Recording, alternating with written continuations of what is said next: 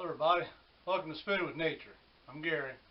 Today we got something pretty simple to do and I got high hopes for it. We're going to make this char cloth. I recently bought the striker and flint.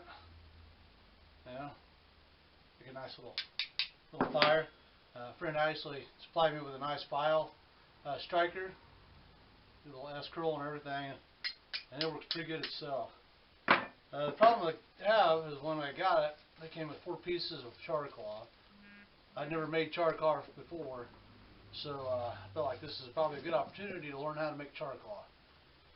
And I've made about 4 batches so far. It's pretty simple. We're going to start out with an Altoids tin.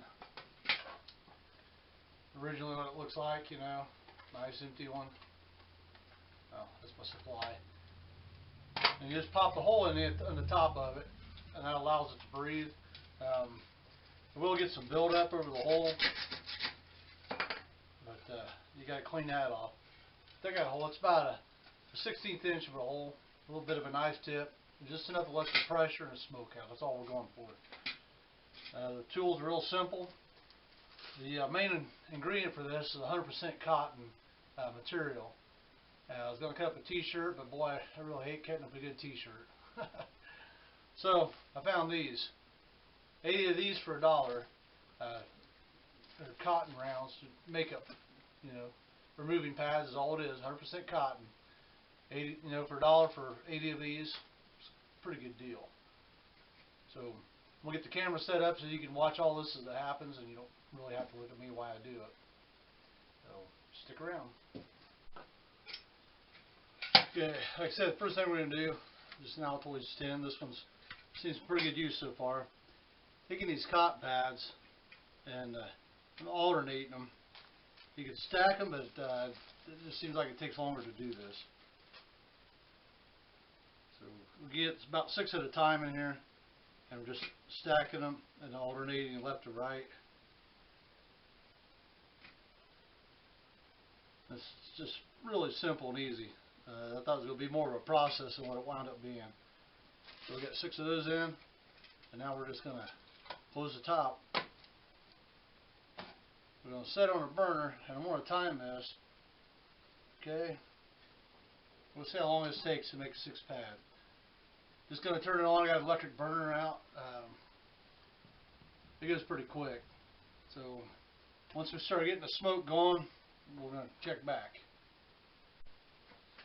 Alright, so it's been 3 minutes. You can see that the smoke's coming out pretty good now. It's coming out the weep hole plus the hinges. That's a plus. And what we're doing here is we're starving the container of air. There's enough heat in there that it's burning the fibers, but without that oxygen, it won't produce any flame. So we're going to reduce some fibers down into the carbon, which is really what we're going for. And I'll demonstrate. Once it's in that state, it's the easiest thing for catching a spark. And so, like I said, right now we're looking at we're into this at 4 minutes, and we got a good roll of smoke coming off of it. So what we're going to do next is wait for the smoke to stop, and that's our indicator that that material has been reduced to carbon as much as possible. So once that happens, we'll have a time for it, and we'll get back to this. Okay, right now it's at 8 minutes. And you can see the little bit of smoke coming out of the weep hole, nothing out of the hinges. Once that smoke stops coming out, that's our indicator or guideline that we have char cloth. So like I said, right now we're at 8 minutes, so this is a really quick process. It's just a lot of just waiting for it to do what it does best.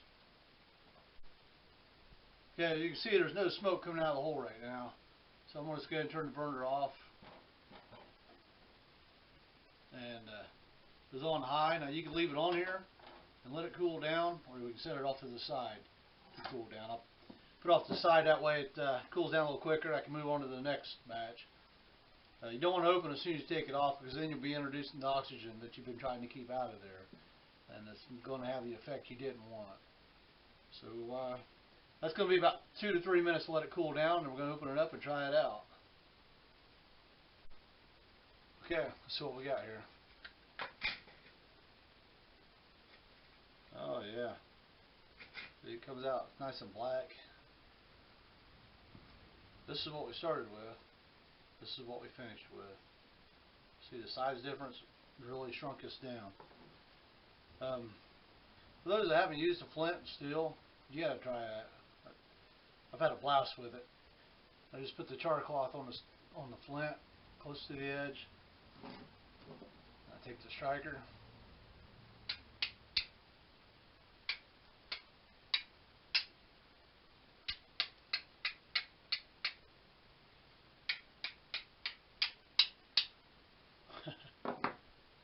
That's all there is to it.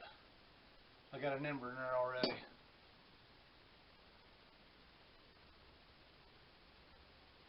So you get that fire a lot quicker, and it's really warm. I mean, that ember spread through the whole thing.